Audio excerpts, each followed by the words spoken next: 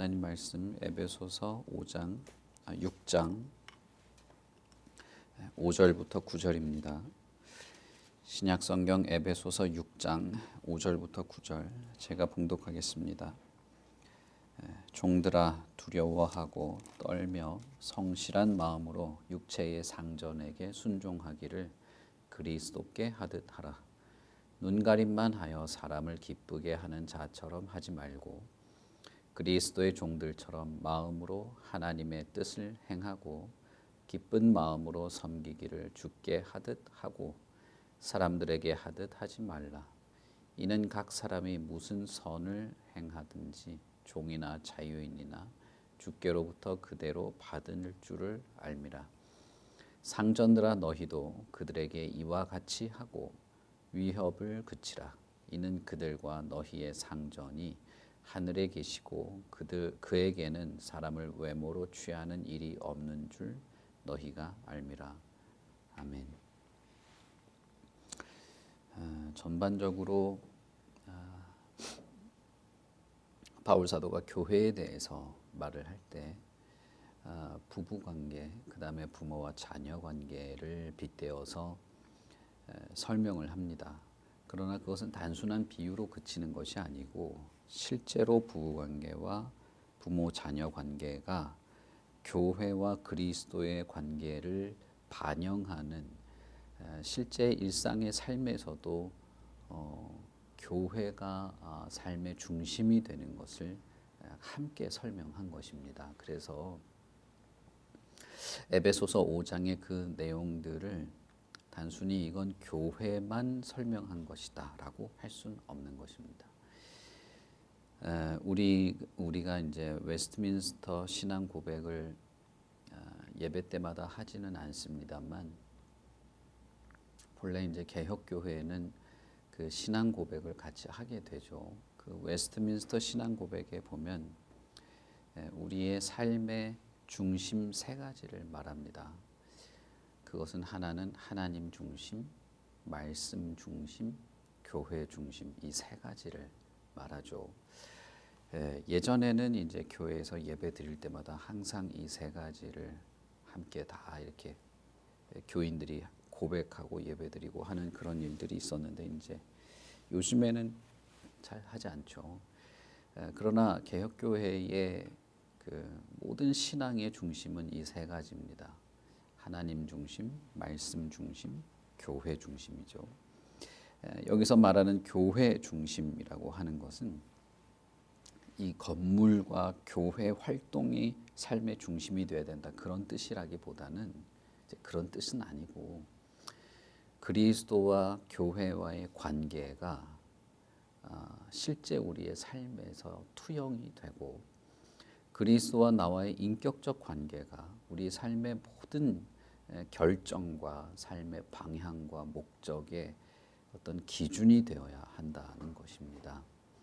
그런 면에서 남자와 여자 부부 관계가 가지고 있는 독특성이 그리스도와 교회의 관계의 그 아름답고 순전한 관계들을 반영하는 것이 실제 부부 관계 사이에 있도록 해야 하는 것이고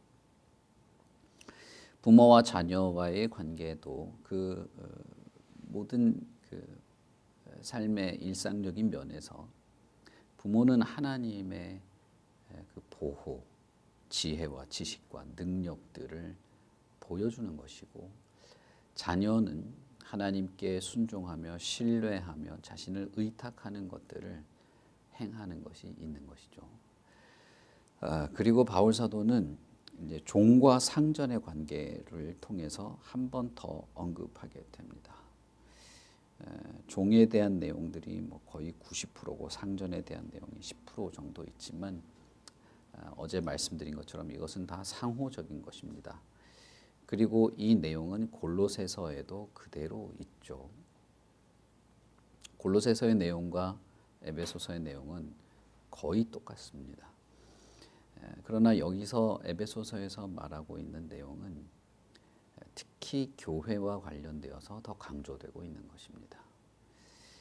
종과 상전의 관계는 다분히 사회 문화적인 어떤 흐름, 그리고 사회 통념상 가지고 있는 어떤 개념들을 말하는데, 이 당시의 종 혹은 상전은 지금 우리가 말하는 어떤 그 고용인과 피고용인과의 관계를 그 정도가 아니죠.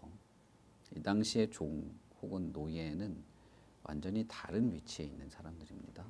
그리고 상전은 거의 이 종들에 대한 이 뭐랄까요, 생사까지 결정할 수 있을 만큼 권한을 가진, 그래서 귀족과 어떤 천민 혹은 피지배자와 지배자의 그런 관계를 가지고 있습니다.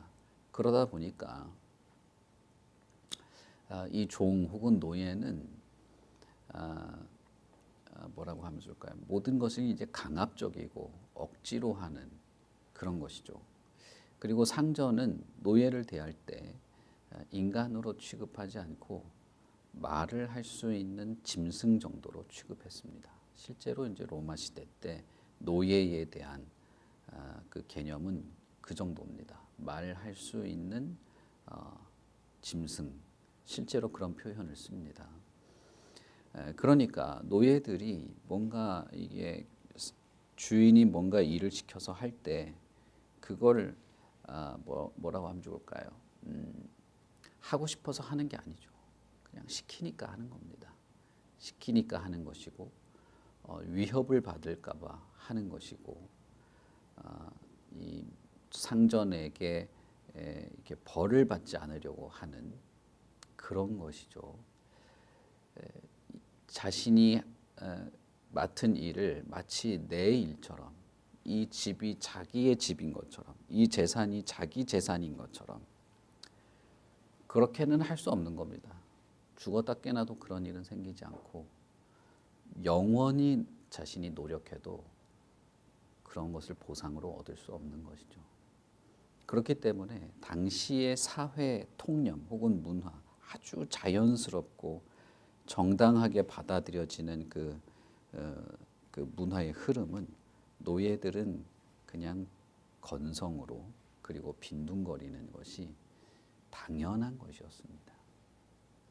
물론 주인이 볼 때 그렇게 하진 않죠. 그러나 주인이 보지 않으면 안 하는 거죠. 어떻게 하면 조금 더 이렇게 안 할까? 눈속임을 하고 주인에게 지적받지 않을 정도로만 하면서 조금 더 편할 수 있을까? 이걸 우리가 조금 이해할 수 있으려면 군대를 가보면 이제 알 수 있습니다. 군대 가면 군대에서 거기 있는 일반 병사는 자발적으로 온 사람은 거의 없죠. 모든 것이 강압적입니다. 자유가 없으니까요. 그러면 그 군대에서 마치 내 일처럼 그렇게 일하는 병사는 아마 단 한순간도 없지 않을까 싶습니다. 제가 예전에 제 동기에게 들은 말은 뭐였냐면, 훈련이 시작돼서 이제 나가는 거죠. 나갔더니 산에 있는 바위들을, 돌멩이들을 다 뽑아내라고 시켰다는 거예요. 거기에 뭐 이렇게 진지를 만들고 뭘 위장막을 만들고 뭐 하기 위해서. 그래서 일정한 구역에 가서 애들이 우르르 가가지고 삽으로 그 단단한 그 흙을 다 파내고 바위돌들을 다 파냈다는 거예요. 그렇게 해도 보람이 없죠, 사실은. 그런데 한참 하고 이제 돌멩이들을 다 뽑아내고 있는데 갑자기 장소가 바뀌었다는 거예요. 거기보다 저기가 더 나을 것 같아. 이렇게 된 거죠. 흔히 여러분 우리가 말하는 이 산이 아닌가 봐, 이거 있잖아요. 그 진짜 벌어지는 일이죠. 그래서 어떻게 했냐? 뽑아낸 돌멩이를 다시 원위치 시킨 겁니다. 그거를 다시 다 한 겁니다. 그 무식한 일을 하는 거예요. 왜냐하면 시키니까 한 거죠. 강압적으로. 군대는 자유가 없고 강압적으로 하니까 그렇게 되는 겁니다. 그러니까 어떻게 할까요? 진짜 그 돌멩이들을 다 거기다 원위치 시키고 다 원래 모습으로 다 했을까요? 아니죠. 그냥 하는 것처럼 했지만 사실은 아무것도 하지 않았다. 이 자발성이 없고 자유가 없고 강압적이고 상하 관계 속에서 이렇게 힘으로 억눌린 이런 관계는 어디 가나 비슷한 것이죠. 바울 사도가 말하는 이 로마 식민 사회에서 상전과 노예의 관계가 비슷하다고 보시면 됩니다. 로마 시대 당시에 노예의 처지는 정말 비참했습니다. 주인이 기분이 나쁘면 죽일 수도 있었어요. 어디서 자기 친구랑 내기를 하다가 내기에 진 거죠. 내기에 졌을 때 그 내기에 진 분풀이를 하려고 그냥 눈에 띄는 노예 한 명 데려다가 죽을 때까지 때리는 그런 일들도 그냥 아무렇지도 않은 것 중에 하나였습니다. 그러니 종들이 상전에게 충성한다. 이런 일들은 쉽지 않죠. 자기가 맡은 사명이나 일들에 대해서도 내 일처럼 한다. 그런 것은 가능하지가 않은 것입니다. 그런데 바울 사도는 상전과 종의 관계도 그리스도와 교회의 관계를 반영할 수 있다고 말하는 것입니다. 다시 말하면 모든 일상의 삶에서 하나님의 구원의 은총을 누리고 그리스도의 몸으로서 존재하는 성도는 노예든 상전이든 귀족이든 이방인이든 식민 노예든 상관없이 자신의 모든 삶에서 교회와 그리스도와의 이 밀접한 인격적 관계를 토대로 살아가야 한다는 것입니다. 왜냐하면 그리스도가 모든 일상에서 그리스도와 성도와의 이 연합, 다시 말하면 교회인데 교회는 모든 일상에서 영향을 미치는, 다시 말하면 예배 드릴 때만 그리스도가 너의 머리가 되어주시고 찬양하고 선행할 때만 주님께서 너와 동행하는 그런 게 아니라는 겁니다. 너가 일상에서 잠을 자던 개인적인 볼일을 보던 노예로서 뭔가 일을 하던 땅을 파던 목축을 하고 양들에게 꼴을 먹이던 아주 사소하고 일상적인 모든 삶의 순간순간 주님께서 너와 함께하는 바로 너는 교회다라는 것입니다. 주님과 함께하는, 다시 말하면 주님이 나의 머리가 되시는 존재, 내가 주님이 나의 머리가 된다고 하는 그 순간과 그 장소는 어디나 교회가 존재하게 되는 것입니다. 어디나 교회로서 살아가게 되는 것입니다. 그러니 그런 그리스도와의 밀접하고 친밀한 관계를 토대로 일상에서도 교회로서의 면모를 보일 필요가 있다는 것입니다. 그것은 우리의 신앙의 고백과 관계가 있는 겁니다. 내 육체의 상전은 당신이지만 그러나 나의 진정한 주인은 그리스도이십니다. 그런데 그리스도는 그리스도의 종인 내가 교회로서 정직하기를 원하십니다. 그래서 내가 육체의 상전인 당신에게도 정직하게 하는 것입니다. 육체의 상전 당신이 두려워서 그렇게 하는 것이 아니고 내 진정한 주인인 그리스도의 원하심을 따라서 내가 정직하게 하는 것입니다. 이렇게 해야 한다는 것입니다. 다시 말하면 눈으로 보이는 상전, 눈으로 보이는 어떤 위계 질서는 당신일 수 있지만 그러나 그보다 더 큰 권위, 그보다 더 큰 주인, 그보다 더 온전하고 완전하고 더 영광스러운 주인의 뜻에 부합하기 위해서 육신의 상전인 당신에게 내가 충성한다라는 것입니다. 이것은 상당히 다른 것이죠. 이 당시의 문화 속에서 부모와 자녀와의 관계도 마찬가지고 남편과 아내와의 관계도 마찬가지고 당시의 통념에서 보자면 상당히 파격적인 권면입니다. 이 당시에는 부모가 자식을 마치 재산처럼 사고 팔 수도 있었던 사회였고, 가부장 사회에서 남편이 아내에 대해서도 마음껏 휘두를 수도 있는 그런 사회였음에도 전혀 다른 것을 권면하지만 종과 상전의 관계에서도 전혀 다른 권면을 하는 것입니다. 그러면서 시키니까 하고, 내가 할 일만 하고, 시킨 것만 하고, 그것도 어떻게 하면 내가 최소한의 노력을 통해서 혼나지 않을 정도로만 하고, 그런 것이 아니고 주님께 하듯 그렇게 하라는 것입니다.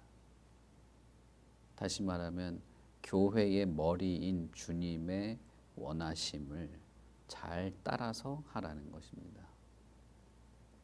그것은 정직과 성실, 그리고 이웃을 사랑하고 돕는 것, 내가 내 자신의 일을 돌볼 뿐 아니라 타인의 일도 돌보고 내 수고와 노력을 통해서 타인을 섬기는 희생까지도 포함되어 있는 것이죠. 그래서 그런 것들을 기쁜 마음으로 주께 하듯 해야지 사람에게 하는 것처럼 생각하지 말라라는 것입니다. 이것은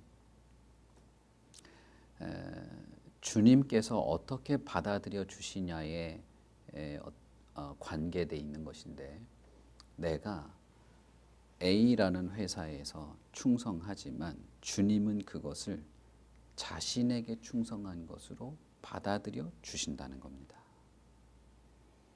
여러분, 이거 대단히 중요한 것입니다. 8절에 보시면 이는 각 사람이 무슨 선을 행하든지 종이나 자유인이나 주께로부터 그대로 받을 줄을 알미라 라고 하죠. 이 말은 무엇이냐 하면 그 사람이 행한 대로 주님께서 갚아주신다는 뜻입니다. 골로새서에서도 이제 비슷한 뉘앙스로 말하죠. 그것은 상전이 종에게 충성스럽게 일한 종에게 보상을 내리는 것과 비슷한 개념인데, 직장에서 일하고 내가 육신의 상전을 위해서 일했지만 주님께서는 그것을 주님이 갚아주신다는 말을 하는 것입니다. 그게 어떻게 가능합니까? 그것은 내가 주님께 하는 마음으로 주님의 마음을 알기에 했기 때문에 주님께서는 그것을 자신에게 한 것으로 알고 충성된 종에게 보상을 내려주시는다고 말하는 것입니다. 그러니까 예수님은 우리가 일상에서의 삶에서 주님을 의식하고 주님을 향하여 진실된 마음으로 이 땅에서의 삶을 행하게 될 때 그것을 마치 주님께 한 것처럼 여겨주신다는 거예요. 그리고 주님께서는 그것을 잊지 않고 보상해 주신다는 것입니다. 이것은 종이나 상전 모두에게 동일하게 적용되는 것입니다. 상전들에게는 특별히 하나의 의무가 더 포함됩니다. 그것은 자신의 종들에게 함부로 하지 말 것. 골로새서에서는 착취하지 말 것이라고 말했는데, 에베소서에서는 위협을 하거나 강압을 하거나 하지 않도록 하는 것입니다. 왜냐하면 상전들, 귀족들도 너희들 위에 주인이 있다는 거예요. 하늘에, 너희들의 주인이 하늘에 있지 않냐. 그러니 너희들도 하늘의 주인에게 충성하는 태도로 종들을 대해야 한다는 겁니다. 그러니 이것은 대단히 상호적인 것입니다. 주님께서 이웃을 사랑하고 평안과 위로를 베풀고 자비와 양선을 베풀 것을 원하시는 주님인 것은 당연하죠. 마땅한 것입니다. 그러니 그런 주님의 종으로서 나도 나의 노예에게 대접을 해야 하는 것입니다. 그것은 주님에게 하는 것과 똑같은 거예요. 그래서 주님은 상전 혹은 귀족들이 하는 행위를 자신에게 하는 것으로 여겨주실 것입니다. 그러니 일상에서의 삶 혹은 직장에서의 삶, 내가 가정과 모든 삶의 영역에서의 모든 삶의 원리는 교회에 있는 것입니다. 교회가 그 중심이 되는 것이죠. 교회가 가지고 있는 독특성은 그리스도가 자신의 모든 것을 바쳐서 사랑하시는 그리스도, 그리고 그 그리스도에게 자신의 모든 것을 바쳐서 의지하고 따르는 성도의 그 유별난 관계에 있습니다. 그것이 교회의 어떤 독특성이죠. 다른 이 인간 세상의 동호회나 이런 것과는 다른 점입니다. 그런데 그것이 결국 우리의 일상적인 삶에도 반영이 되기 시작할 겁니다. 드러나게 되기 시작할 겁니다. 이런 말씀을 드리지만 저도 삶에서 너무나 힘들고 부딪힐 때가 많죠. 말씀은 이렇지만 실제 삶에서 정말 이 벽에 부딪힌 것 같은 어려운 상황에 너무나 많이 처하게 됩니다. 일상적인 삶에서 직장을 다니는 분들에게도 동일할 겁니다. 직장에서 진짜 미친 히스테리를 부리는 상사 한 명만 만나도 도무지 직장 생활을 그렇게 죽게 하듯 한다는 게 불가능하죠. 뭔가 나사풀린 신입 사원만 들어와도 모든 게 힘들죠. 그게 할 수가 없습니다. 제가 예전에 동생에게 들은 말인데 자기가 신참일 때 너무 선배들한테 많이 얻어맞고 고생을 해가지고 자기는 절대 후임을 이렇게 폭력을 하거나 막 윽박지르거나 하지 않겠다고 다짐을 했다는 거예요. 근데 후임이 들어왔는데 이 후임이 왜 흔히 아는 고문관이라는 애 있잖아요. 고문관. 말을 못 알아듣고 시키면 항상 실수하고 그러면 전체가 다 기합받고 뭐 이런 거죠. 그래서 결국 참다 참을 수가 없어가지고 화장실로 불러가지고 때렸다는 거예요. 여러분 이건 정말 성령의 도와주심이 없이는 안 됩니다. 직장에서든 가정에서든 이런 이론과 논리로 우리가 되는 게 아닙니다. 정말 우리는 교회가 되어야 합니다. 그리스도와 내가 늘 교제하면서 그리스도의 그 진리의 빛으로 내 자신이 비추어지면서 성령의 조명하심을 따라 성령의 도우심을 따라 말씀이 내 안에서 살아있고 그 앞에서 겸손히 주께 엎드려 간구하면서 지혜와 힘을 구하고 내 자신을 쳐서 복종시키는 그 모든 것들이 함께 필요한 것입니다. 그럼에도 불구하고 얼마나 우리가 벽에 부딪힙니까? 인간인가 싶을 정도로 그런 상사를 만날 수도 있고 정말 이게 내 자식인가 싶을 정도로 황당한 일이 있을 수도 있고 남편인지 원수인지 그럴 수도 있는 겁니다.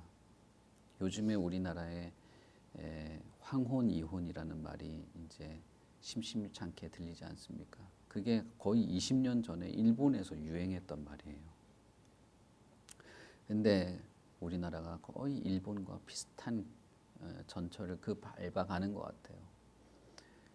남편이 정년 퇴임하면 이혼하는 겁니다. 거의 뭐 70, 빠르면 60 이렇게 되면 이혼하는데 이혼하는 이유가 그동안 내가 참아왔다는 거예요. 개선이 안 됐다는 거예요.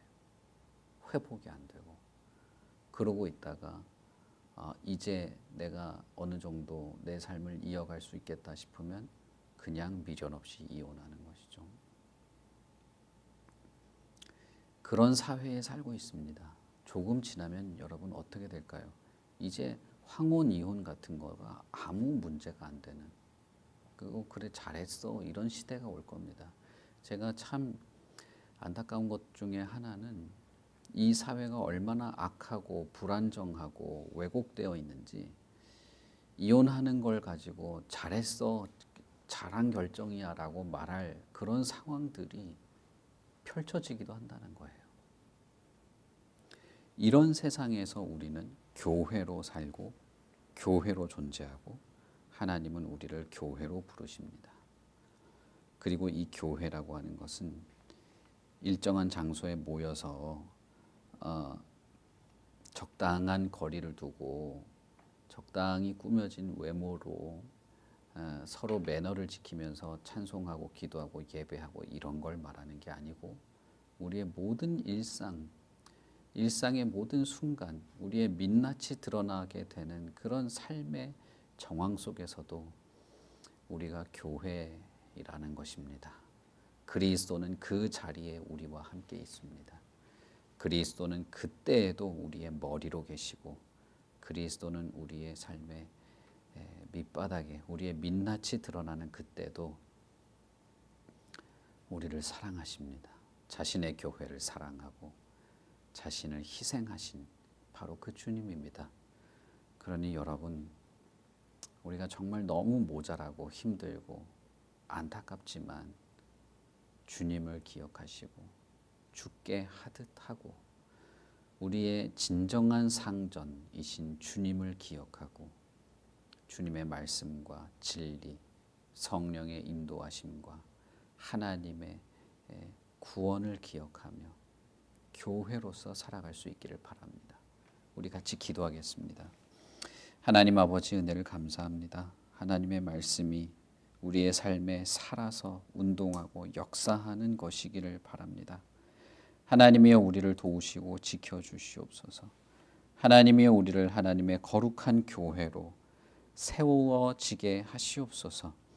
우리가 날마다 모여 기도하고 매주 함께 예배하고 기도 제목을 나누며 성도들을 위하여 우리의 지체들을 위하여 중보하며 간구하는 것은 우리가 그냥 그럴듯한 인생을 살아가기 위한 것이라기보다는 우리 모두가 참되고 거룩한 하나님의 자녀요, 교회요, 그리스도의 몸으로 하나를 이루고 함께 온전히 연합하기 위해서입니다. 우리 모두가 교회로 거룩한 그리스도의 몸으로 연합하여 주님의 그 부르심에 합당한 자로 살아가기 위함입니다. 그러니 오 하나님이여 우리와 늘 동행하시고 주께서 우리의 모든 것을 아시고 책임지시고 성령께서 우리의 심령, 우리의 마음과 생각, 머리부터 발끝까지 그 모든 것에서 간섭하시고 이끄시고 길을 보여주시고 우리의 마음에 성령의 빛을 비춰주시고 힘있고 용기 있게 주님의 뜻을 따라 살아가게 하여 주시옵소서. 우리가 주님을 의지하고 기도하며 간구합니다. 우리가 주님께 간구하며 은혜를 공급받지 않으면 어떻게 교회로 하루하루 살아갈 수 있겠습니까? 우리를 긍휼히 여겨주시고 도와주시고 간절한 기도와 우리의 간구, 우리의 몸부림을 하나님께서 주님께서 아시오니 가장 적절하고 필요한 은혜와 은사로 가장 적절한 하나님의 말씀으로 우리를 먹이시고 양육하시고 힘있게 붙잡아 주시고 우리 참사랑교회 모든 성도 한 사람 한 사람을 하나님께서 붙잡으셔서 참으로 이 땅을 살아가는 동안에도 교회이고 영원한 하나님의 나라에서도 그리스도의 몸된 지체로서 살아가게 하여 주시옵소서. 감사합니다. 예수님 이름으로 기도합니다. 아멘. 하늘에 계신 우리 아버지여, 이름이 거룩히 여김을 받으시오. 나라의 임하옵시며 뜻이 하늘에서 이룬 것 같이 땅에서도 이루어지이다. 오늘날 우리에게 일용할 양식을 주옵시고 우리가 우리에게 죄 지은 자를 사하여 준 것 같이 우리 죄를 사하여 주옵시고 우리를 시험에 들게 하지 마옵시고 다만 악에서 구하옵소서. 대개 나라와 권세와 영광이 아버지께 영원히 있사옵나이다. 아멘.